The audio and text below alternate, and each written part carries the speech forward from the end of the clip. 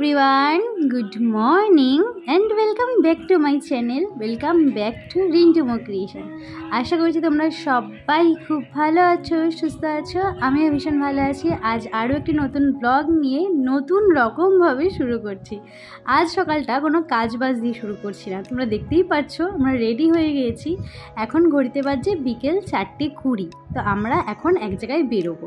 আর আমি দেখো একটা দাদুর মতন কুর্তি পরেছি, মানে কুর্তিটা এতই বড়, নিজে হাতে সেলাই করেছি, সেলাই করেও ঠিকঠাক করে উঠতে পারিনি, পুরো দাদুর মতনই লাগছে কুর্তিটাকে। আর আমার লাড্ডুকেও নিয়ে যাব, আমি যেখানে যাব লাড্ডুর জন্য এই বাস্কেটটা করেছি, বাস্কেটের মধ্যে ভরবো আর ওই ব্যাগের মধ্যে ওর যাবতীয় যা যা জিনিস সব নিয়েছি। দেখো এখানে আমার বড় রেডি হয়ে নিচ্ছে। ওর যেহেতু মানে এত হেলমেটটা পরে থাকে তো মাথাটা ঘামিয়ে যায়, তার জন্য মাথার মধ্যে রুমাল বেঁধে নিচ্ছে। আমার তো আর সেই উপায় নেই, আমি রুমাল বেঁধে মাথায় রাখতেও পারবো না এই গরমের মধ্যে, তার জন্য একটা জাস্ট বেরুনি করে নিয়েছি। হেলমেট তো পরতেই হবে। আর ওর থালা গ্লাস, ওর যা যা জামা কাপড় সব কিছুই নিয়ে নিয়েছি।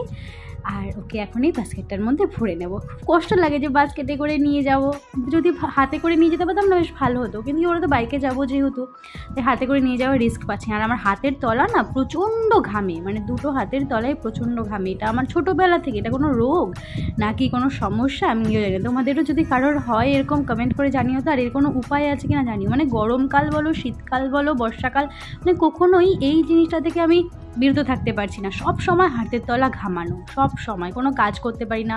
বেশিক্ষণ কোনো কাজ করলে হাতের তলা জ্বালা করতে থাকে। এই যে বাসন টাসন মাজি তো ঘরে, মানে দুপুরবেলা হলে না, এই গরমকালে বিশেষ করে পুরো হাতের তলা জ্বালা করতে থাকে, এত পরিমাণে হাত ঘামায়। দেখো ওকে এই বাস্কেটটার মধ্যে নিয়ে নিলাম আর একেবারে শুইয়েই দিয়েছি, কারণ বলো তো বসিয়ে রাখবো তো কিছুক্ষণ গাড়ির ঝাঁকানিতেই শুয়েই পড়বে, তাই ভাবলাম যে শুয়েই নিয়ে যাই। দেখো তারপর রেডি হয়ে নিয়েছি নিজেও। আর ওর ব্যাগটা আমি আমার পিঠে নিলাম, আর একটা ব্যাগ হয়েছে যেটা জামা কাপড়ের, সেই ব্যাগটা আমার বরকে দিয়ে দিলাম। তো এবার ওকে নিয়ে বেরোনো যাক। আমরা ঘুরে ঘুরতে যাচ্ছি, আবার এসে দেখা হবে। আমি ঘুমিয়েই পড়েছি।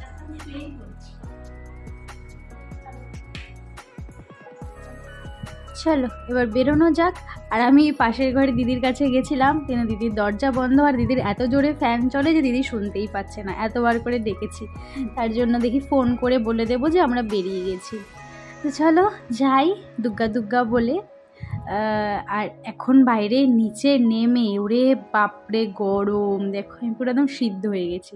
মানে বাইরে তো এখনও রোদ, যতই 4:30 পৌনে 5টা বাজুক, কিন্তু প্রচণ্ড রোদ। আর রাস্তার অবস্থা দেখবে, মানে রাস্তা তৈরি হচ্ছে বলে সামনে এখানে পুরো লরির লাইন লেগে গেছে, মানে কত লরি দাঁড়িয়ে আছে। আর লরির যে ড্রাইভারগুলো, তারা লরির নিচে গামছা পেতে শুয়ে আছে। দেখে এত কষ্ট লাগছিল যে মানুষ কত রকমের কষ্ট করে সামান্য টাকা রোজগার করার জন্য।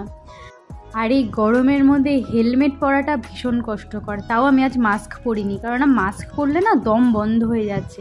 এই মাস্কটা ব্যাগের মধ্যেই নিয়ে নিয়েছি, যতই ধুলো খাই ভাবলাম যে মাস্ক ছাড়াই যাব।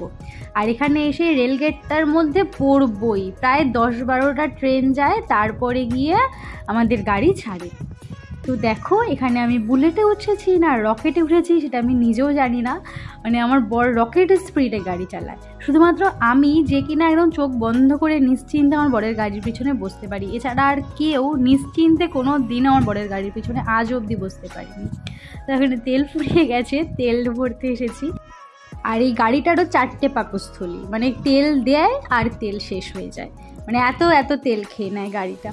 তো আমরা গন্তব্যের অনেকটা কাছাকাছি চলেই এসেছি। তো যখন কাছাকাছি চলেই এসেছি ভাবলাম যে না একটা জায়গায় একটু বসা যাক। তো গলা একদম শুকিয়ে গেছে, ব্যাগে জলের বোতল নিয়েই বেরিয়েছি, কিন্তু তারপরেও ভাবলাম একটু ফ্রুটি বা কিছু খাওয়া যাক। আর আমার যেহেতু লাড্ডুকেও নিয়ে এসেছি, ওরও তো ইচ্ছা করছে একটু খেতে। দেখো ও তো শুয়েই আছে, যেভাবে শুয়ে নিয়ে এসেছিলাম ও ঠিক সেভাবেই শুয়ে আছে, না নড়েছে না চড়েছে। আর আমার বর এমন একটা দোকানে এসেই দাঁড় করেইছে যেখানে কিনা ফ্রুটি পাওয়া যাচ্ছে না, সব থামস আপ। এবার থামস আপ তো ওকে খাওয়াবো না, তার জন্য একটা বিস্কুট নিয়ে নিলাম। ভাবলাম যে বিকেল তো এখন প্রায় 5:30 পৌনে 6টা মতন বেজেই গেছে, তো একটুখানি বিস্কুটই খাইয়ে দিই। সন্ধ্যাবেলা তো আজকে কিছু খাওয়ানো হবে না যেতে যেতে, তো এখন একটু বিস্কুট খেয়ে নিই, খেয়ে জল আছে জল খাইয়ে দেবো। বিস্কুট খেয়ে আবার ওকে ওর জায়গায় বসিয়ে রাখলাম। এবার আমাদের জন্য নিয়ে এসেছে চা। এই গরমে চা খাওয়া যে কী কষ্টকর, আমার তো একদমই পছন্দ ছিল না চা খাওয়া। আমার বিশেষ করে চা আমার জিনিসটাই পছন্দ না, মানে এক একজনকে দেখি চা কত ফেভারিট, কিন্তু আমার কেন কি জানি চা জিনিসটাই অপছন্দের। তাই ভাবলাম যে ও বললো যে বিস্কুটটা খাইয়ে দিয়েছে, বললাম হ্যাঁ খাইয়ে। গরমে কি চা খায় আস্তে এদিকে নজর দে, গা হাতটা পড়ে গেলে পুড়বে।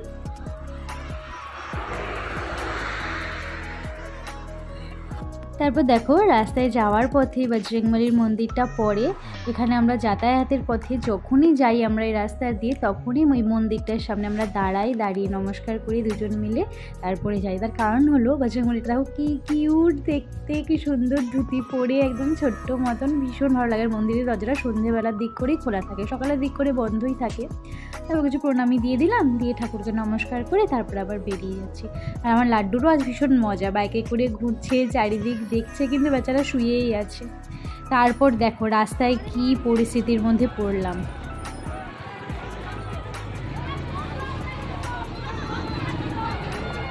যাস না, ঘুরে যা ঘুরে যা। এই বাবা ওইদিকে মার্কেট লেগেছে, এগুলো কি সরাবে?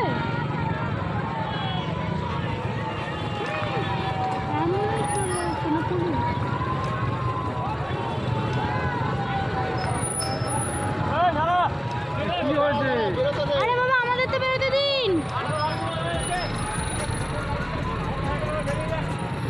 ছোট গাড়ি আমাদের তো বেরোতে দিন। এই গরমে রাস্তাঘাটের মানুষও পাগল হয়ে গেছে, যে যেদিকে পারছে সে সেদিকে যা খুশি তাই করছে। যাই হোক, তারপর চলেই আসলাম শেষমেশ। কোথায় এসেছি বলো তো দেখি? হ্যাঁ, বাড়িতে এসেছি। মানে আগে বাড়িতে আসি, মানে আগে আমি মা বাবার কাছে আসি, কারণ মা বাবা হা করে বসে থাকে, যখনই ফোন করি জানে যে আমি আসবো, ব্যাস।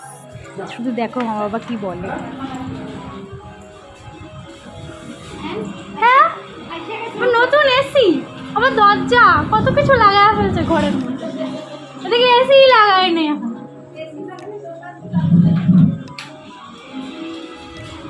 বিছানা চাদর মাদরও তোলো না। আমি এখন আসলাম, পয়সা করবো তো, ওইটা দিয়ে রাখ, এটা দিয়ে রাখ, সব আটকে দিচ্ছি। পাখি পুখি ওকে চিৎকার দিয়ে, বাইরের চিৎকার দিয়ে ফাটায় ফেললেও দরজার ভিতরে কিছু শুনতে পারবো না। দরজা দিয়েই রাখবো সারাদিন, ঠান্ডা হওয়ার জন্য ঘর। হ্যাঁ, তারপর বাড়িতে ছিলাম কিছুক্ষণ, মা বাবার সাথে সময় কাটালাম, কাটিয়ে চলে এসেছি শ্বশুর বাড়ি। আর ঘরে এসে কি গরম, ঘর থেকে আমার মাথা ঘুরছে। চারিদিকের জানলা দরজা সব বন্ধ করে রাখে, যেহেতু এই ঘরে কেউ থাকে না সেরকমভাবে, শুধু রাত্রিবেলা আমার শ্বশুরমশাই শাশুড়ি মা ঘুমায়, ওই জন্যই চারিদিক বন্ধ। তো সবার আগে এসে সব ঘরে জানলা দরজা সব খুলে দিলাম, খুলে এই বেড কাভারগুলো চেঞ্জ করে দিই। তার কারণ এই বেড কাভারগুলো সেই যে আমি পেতে রেখে গেছি, 1 মাস ধরে এই বেড কাভারই পাতা থাকে। তার জন্য এসে সবার আগে আমার কাজই হয় ঘরে ঢুকে বেড কাভার, বালিশের কভার সব কিছু খুলে ফেলা। খুলে ঘরের যেখানে যেখানে দেখি ঝুল পড়ে বা ধুলো পড়ে সেগুলোকে আগে পরিষ্কার করে নিই। তার কারণ এই ঘরের প্রতি আমার একটা আলাদাই মায়া আছে, তোমাদেরকে তো আমি আগেও বলি। যেহেতু ঘরটা পুরো নিজের হাতে সাজানো, যখন থেকে ঘরের মানে ইট গাঁথনি হয় তখন থেকে আমি এই ঘর মানে এখানে আসি, দেখি সমস্ত কিছু।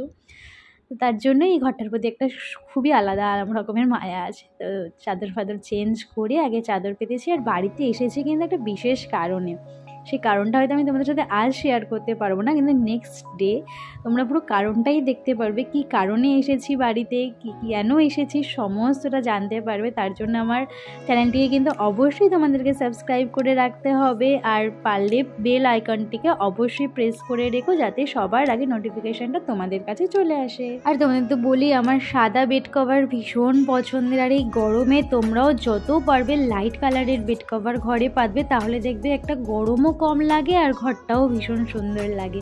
ডার্ক কালারের বেড কভার আমার কোনো দিনই পছন্দ ছিল না। হ্যাঁ, ইয়েলো কালারের বেড কভারটা বেশ ভালো লাগে। তো যাই হোক, ঘর ঠর পরিষ্কার করে এখন আমার চোখ মুখের অবস্থা দেখেছো, কত ভুরু উঠে গেছে, মানে ভুরু তুলে না প্রায় 2 মাসের উপর হয়ে গেছে। তো যাচ্ছি একটু ভুরু তুলতে, জানি না এখন রাত 9টা বাজে, এখন কোনো পার্লার আমার জন্য খোলা থাকবে কিনা। তো হলো না, 2-3টে পার্লার ঘুরেও কোনো পার্লারেই এখন আমাকে ভুরু তুলে দিল না। তো আজকের মতো টাটা, দেখা হবে নেক্সট ব্লগে।